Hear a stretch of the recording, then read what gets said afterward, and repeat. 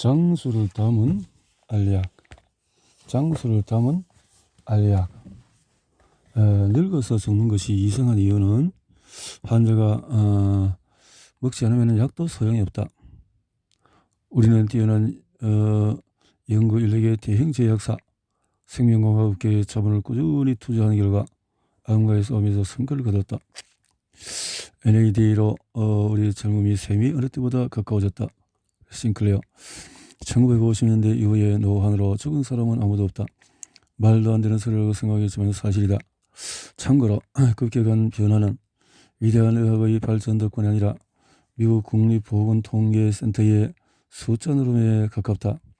미국 국립1900년 이후로 미국 사망자 수를 기록해왔고 10년마다 심의회를 소집해서 사망 통계를 발표한다. 1980년대 에이즈가, 1990년대는 알츠하이머 병이 이런 방식을 거쳐서 사망 원인으로 추가했다.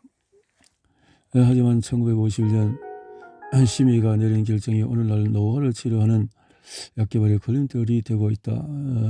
공식 사망 원인을 조사하는 데 가장 유용한 통계적 기준을 사망을 집중적으로 유발하는 일련의 병태의 원인이 되는 질병의 손상 또는 치명적인 손상을 일으킨 사고, 폭력이 벌어진 상황이라고 정했기 때문이다. 특정 질병이나 부상이 반드시 명시돼야 하고 고령은 사망 원인으로 간주하지 않는다는 말이다. WHO도 이를 훌륭한 발상이라고 했는지 얼마 전에 동일한 기준을 채택했다. 이 전제의 문제지만 그 범위가 매우 제한적이라는 데 있다. 이 정의는 명시된 질병이나 부상을 유일한 사망 원인으로 상정한다. 실제로는 여러 생리적인 현상에 뒤얽힌 연쇄작용을 거치면서 몸이 쇠약해져서 사망에 이르는 경우가 대부분이며 이러한 장염 유일한 공증 바로 나이다. 사실상 나이 자체가 사망의 가장 큰 위험 요소다. 15세나 20세의 뇌졸중, 알츠하이머병, 당뇨병, 심지어 암으로 죽는 사람은 극소수다. 30이 넘으면 사망률이 해를 거듭할수록 기하급수적으로 높아진다. 생명을 위협하는 이 질병들이 처음으로 발병하는 중위 연령은 65세 이상. 그렇지만 오늘날 노화가 죽음의 원인이라 하나라고 진단드리는 의사는 없다.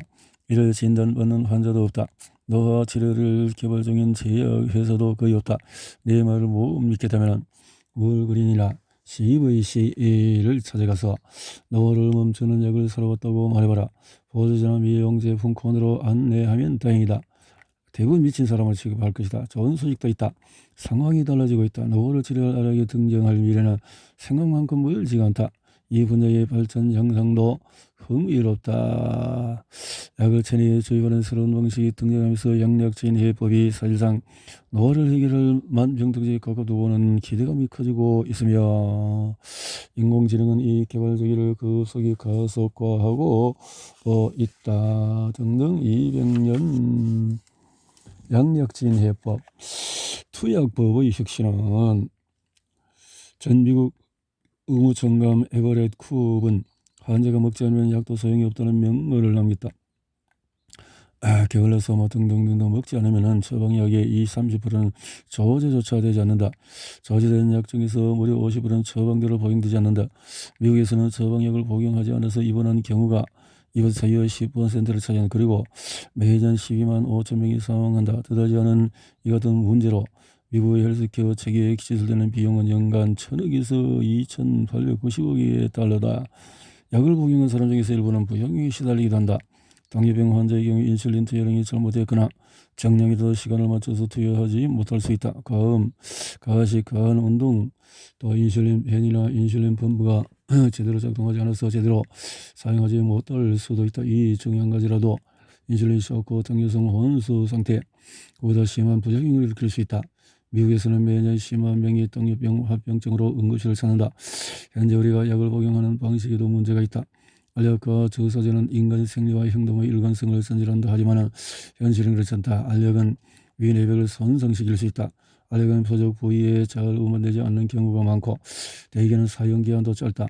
매년 11만 톤 상당의 약이 유효기간 만료, 과다 처방, 불필요한 처방 이후로 변기해버린다. 약에 쏟아붓는 비용과 낭비되는 의약품 경우 때문에 미국인의 소변이 세상에서 제일 비싸다는 우스갯소리가 나올 정도다. 약 복용이 더 쉬워지면 어떨까?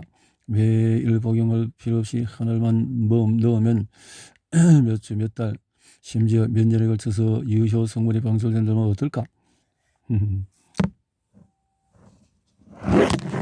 꿈 같은 영양면에서는 꿈 같은 이야기지만은 약이라는 효과가 기능을 통제한다면 그럴 수 있을까요? 자, 최초의 코로나19 백신 중 하나를 개발한 최첨단 제약회사 시길론의 약물에는 인체에 필요하지만 유전적인 결함으로 체내에서 생성되지 않는 단백질과 효소로 만들어내도록 특수하게 조작한 세포가 들어있다 등등. 육장에서 개개인의 고유한 퍼스널 롬을 따라서 그에 맞는 의약품을 정량만 투여해주는 인텔리메드 기술에 대해서 살펴본 바가 있다. 그래서 노르트는 것이 역전시키는 약은 어떨까? 실제로 효과가 있을까? 어떻게 작용할 뜬뜬준 반가운 일이다. 미토콘드리아 활력을 위하여. 데이비드 싱클레어는 호주 출신의 생물학자이자 하버드대학교 유전학과 정신교수다. 베스트셀러 노화의 종말로 유명 인사가 되었지만 그가 유명한 이유는 또 하나, 바로 칼로리 제한 효과가 있어 신진대사에 영향을 끼치는 물질인 레스베라트롤을 발견한 인물이기 때문이다. 이 발견이 왜 중요할까? 싱클레어는 세포 기능을 조절하는 시르투인 유전자 분에서 아마도 세계 최고의 권위자일 것이다. 시르투인은 미토콘드리아 에너지 내부에서 섭취한 칼로리에 시시각각 반응하며 신진대사의 속도를 조절한다. 음식을 많이 섭취하면 세포의 분열과 성장 속도가 빨라진다. 가령 단식으로 칼로리가 부족하면 세포는 촬영 모드로 들어가 세포 내에 불필요한 단백질을 분해하고 흡수하여서 재활용한다. 이 현상을 자가 보식이라고 하며 스스로 오토와 먹다 파지를 뜻하는 라틴어에서 유래한 말이다. 뭔가 의견이 있는 분야이지만 칼로리 제한이 그 젊음과 건강을 유지하는 데 도움을 준다는 점은 동의들 하고 있다. 일부러 그런 거라고 할 수는 없는 노릇이고. 자, 프랑스인은 포화 지방을 많이 섭취하면서도 근성동맥질은 비율이 낮다. 이를 프렌치 패러독스라고 한다. 프렌치 패러독스. 싱글레어는 프랑스 식단을 구성하는 한 가지여서 적포도주가 심장 건강을 지켜준다고 추정했다. 적포도주에 함유된 레스베라트롤이라는 물질에 주목했다. 레스베라트롤은 거친 환경에서 재배하는 피노누아나 부티시라 같은 검붉은 포도 품종에 많다. 싱글레어의 이론에 따르면 레스베라트롤이 포도 생존에 유의하듯이 인체 내에서도 미토콘드리아를 활성시키는 시르투인 활용을 촉진시킨다. 싱글레어는 레스베라트롤을 먹인 효모가 그렇지 않은 효모보다도 사람 수명을 치면은 50년 더 오래 산다는 사실을 알아내었다. 이 실험은 벌레치 인간을 태생으로 진행이 되었다. 싱글레어는 이렇게 쓰고 있다. 너무 도박이라 믿기지 않았다. 칼로리 제한 효과가 있어 굶지 않고도 정서하게 해준다는 물질을 찾았는데 하필이면 그게 적포도주에 있었다. 적포도주를 마음껏 마실까봐 미리 얘기하자면 이 같은 효과는 레스베라트롤을 고농도로 섭취할 때만 기대할 수 있다. 적당량의 적포도주는 건강에 좋다는 통념이 있지만 수명에 영향을 줄 정도로 마시려면 사람들이 생각하는 적당량으로는 어림이 없다. 바위 밑에서 찾은 장수의 비밀은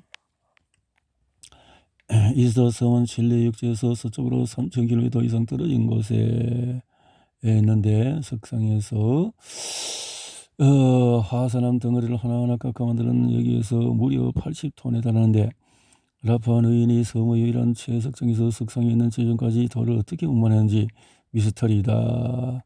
그런데 미스터리는 이뿐만 아니라 1964년 의사 스들니에는 식물학자 38명의 과학자를 이루어진 팀을 이끌고 라파노에서 대규모 조사를 했는데 너그레드는 섬에 있는 모든 바위 및 토양에서 채취한 샘플 5,000개를 가지고 돌아왔다. 그런 토양에서 발견한 세균 중 하나가 분비하는 물질에 라파누이의 이름을 따서 라파마이신이라고 이름을 붙였는데 연구 결과로 라파마이신은 면역 억제 작용을 하는 것으로 밝혀졌다. 과학자들은 장기 이식 거부 반응 감소에 라파마이신의 효과가 있을 것으로 내다봤다. 하지만 이 물질을 효모 촛불이 쥐, 개, 소량을 투여했을 때 생각지도 못한 효과를 보였다. 실험 대상들의 수명이 38% 늘어난 것이다.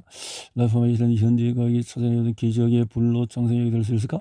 알고 보니 시르토인에는 세포 성장에 적합한 환경인지를 알려주는 또 하나의 메커니즘이 있다. 여기에 세포 자라기에 딱 좋아라고 말하여주는 메커니즘인 것이다.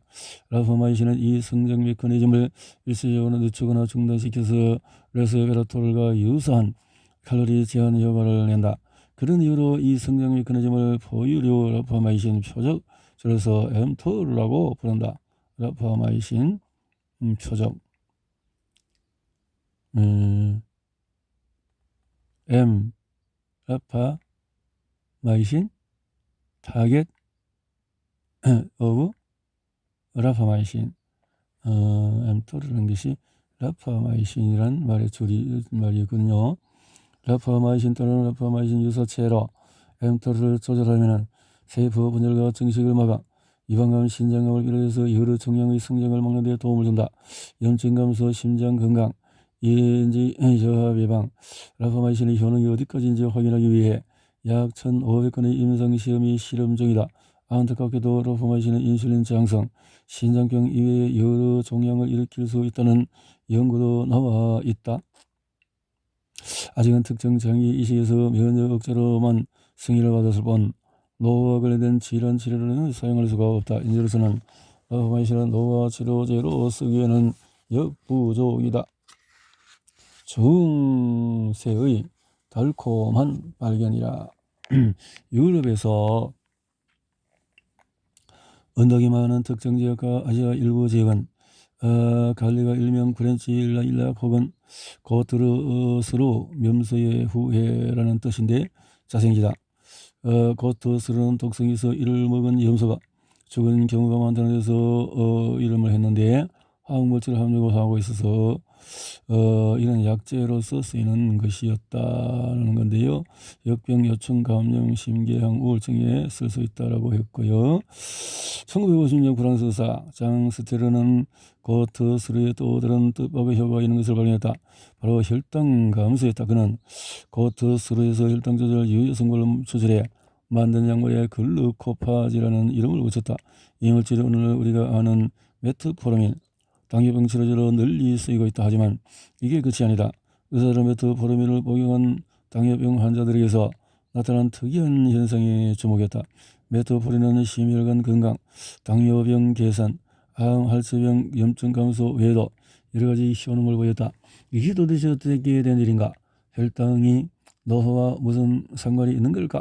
해답은 대사 경로에 있었다. 시르토인과 mTOR 외에도 미토콘드리아는 장수를 촉진하는 AMPK라는 메커니즘이 있다. 운동으로 활성화되는 AMPK는 혈중 포도당을 제거해서 에너지원으로 쓴다. 그 결과 혈당 조절에 필요한 세포 내 인슐린의 양이 줄어든다. AMPK 메커니즘은 젊을수록 활발하고 나이가 들수록 점점 약해진다.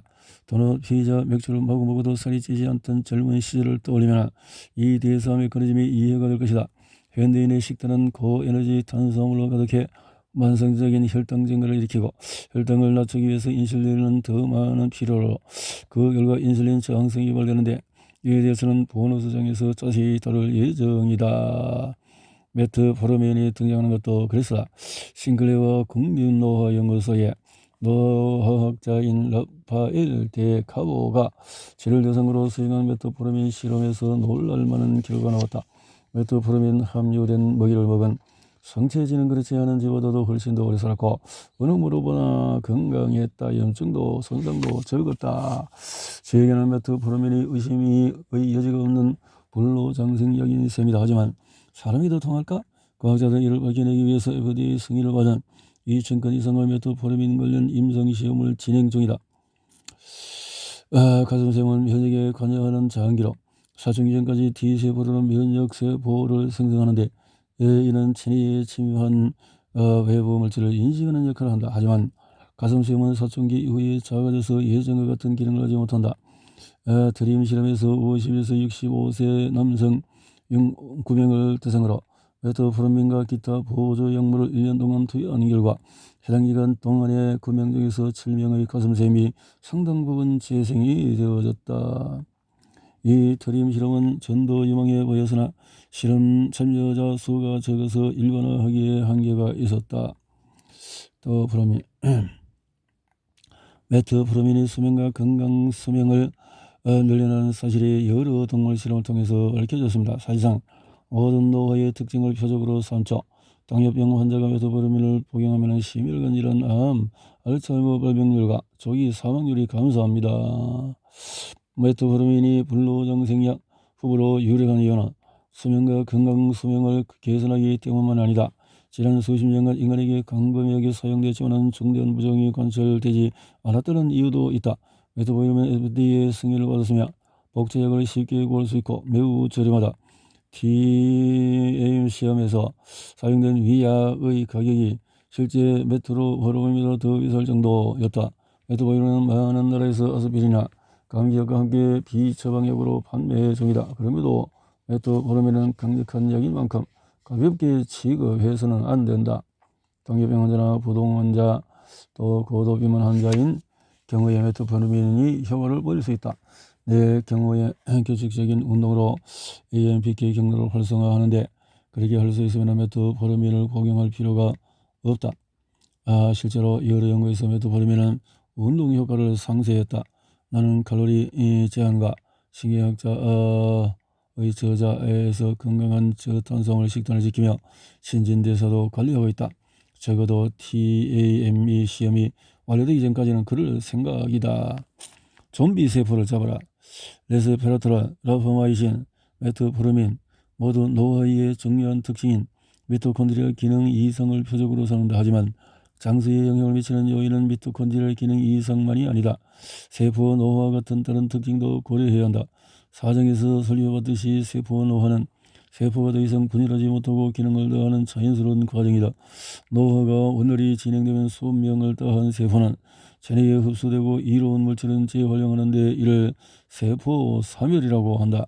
하지만 북노화 연구소의 주디스 캠피시에 따르면 나이를 먹을수록 세포들은 완강해진다. 자연스러운 생명 주기가 끝난 뒤에도 일부 세포는 재흡수되지 않고 일종의 좀비 상태로 나온다. 좀비 세포는 염증을 일으키고 화학물질을 분비해서 모두 주변 세포들 역시 좀비 상태로 유도한다. 캠피시와 이렇게 한다. 지역에서 놀라운 효과를 보인 세놀리틱이 인간의 노화를 낮추거나 역전시킬 수 있을까? 가능할지도 모른다. 세놀리틱은 운명의 불로장생약으로 주목할 만하지만 노화는 비정상세포의 증식을 감소시켜 암을 억제하는 중요한 역할도 담당하기도 한다. 또한 노화를 방지하려고 세놀리틱 약물을 예방적으로 복용할 경우에 부작용이 나타날 수도 있다. 다른 불로장생약들과 마찬가지로 세놀리틱이 노화를 물리치는 데 중요한 역할을 한다고 말하기에는 아직은 시기상조이다.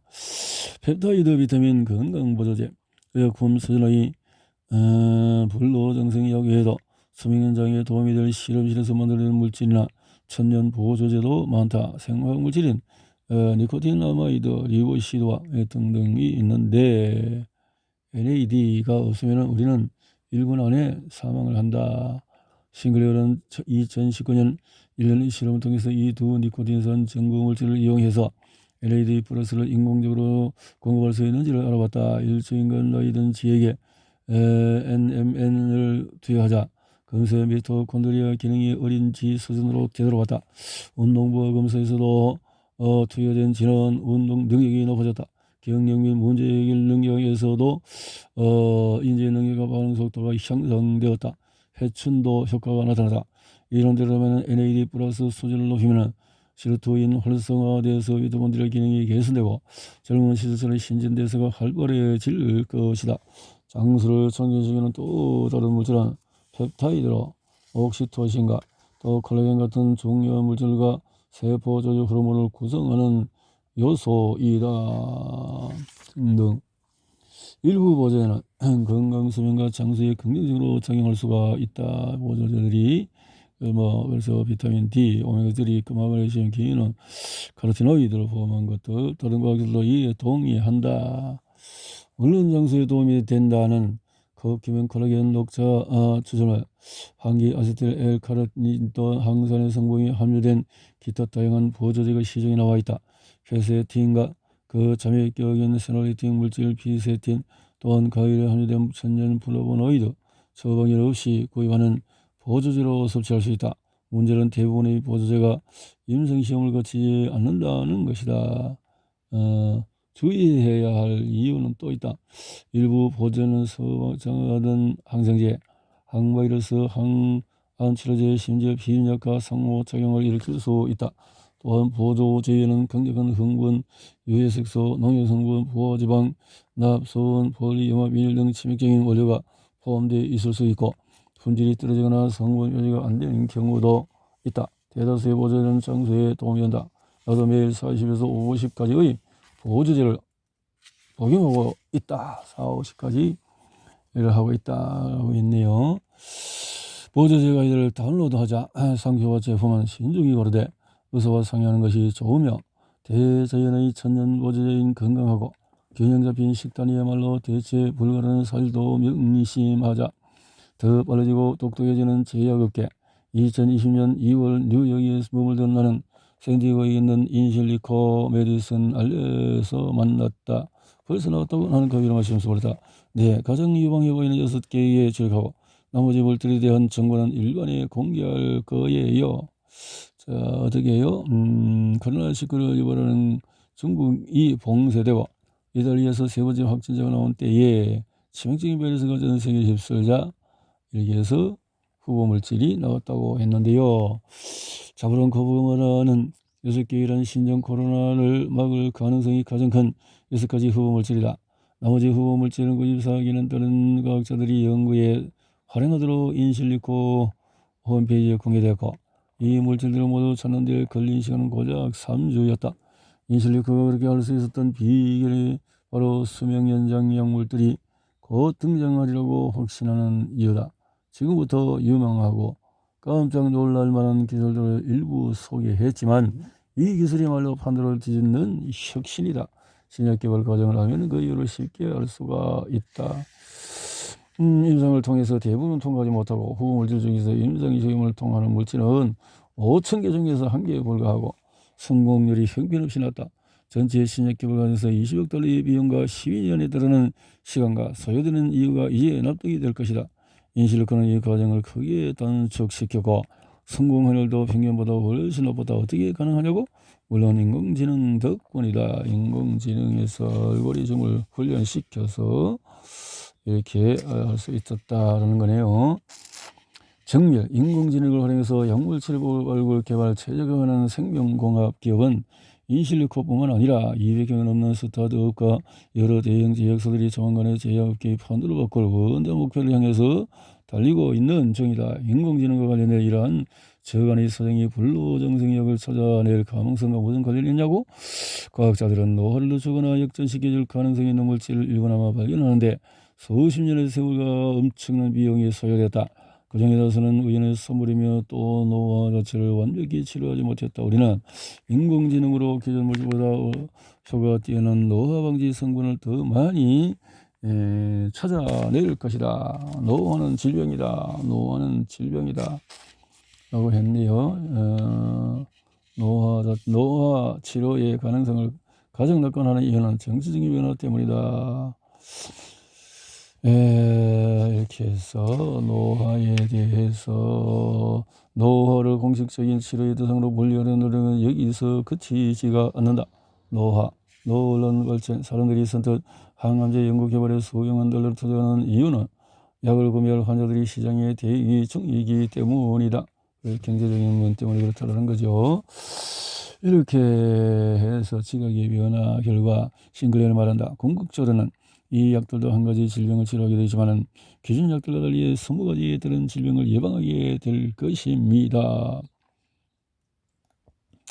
조기 진단과 정밀 또 세포 조직 통해서 사기될 미래가 실현되리라고 합니다. 지금으로서는 120세 발행이 유력하다.